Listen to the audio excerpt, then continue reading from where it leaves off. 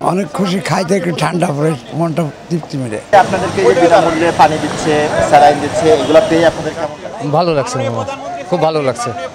অনেক ভালো লাগছে, মাননীয় প্রধানমন্ত্রীর জন্য অনেক দোয়া। বাংলাদেশে আওয়ামী লীগ একটি একমাত্র রাজনৈতিক দল যারা সবসময়ে মানুষের দুর্যোগ, দুর্বিপাকে, দুঃখে, বন্যায় মানুষের পাশে ছিল এবং মানুষের সাথে ছিল। এবং আমরা সেই গৌরম্য ঐতিহ্য রক্ষা করছি মাননীয় প্রধানমন্ত্রী বঙ্গবন্ধু কন্যা শেখ হাসিনার নির্দেশে। এবার যখন ইতিহাসের ভয়ঙ্করতম দাবদাহে সারা বাংলাদেশ পুড়ছে, তখন তিনি আমাদের নির্দেশনা দিয়েছেন নিজেদের কষ্ট হলো ঘরে বসে না থেকে এই শ্রমজীবী মেহনতি মানুষ যারা অনেক কষ্ট করছে, কর্মজীবী, তাদের পাশে দাঁড়ানোর জন্য।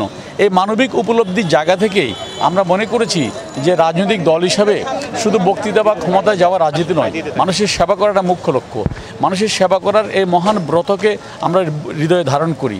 সেই উপলব্ধির জায়গা থেকেই প্রধানমন্ত্রীর নির্দেশে আমরা আওয়ামী লীগের ত্রাণ এবং সমাজ কল্যাণ উপকমিটির পক্ষ থেকে ঢাকা শহরের 60টি স্পটে গত 3 দিন যাবৎ ধারাবাহিকভাবে আমরা পানি এবং খাবার স্যালাইন বিতরণ করছি।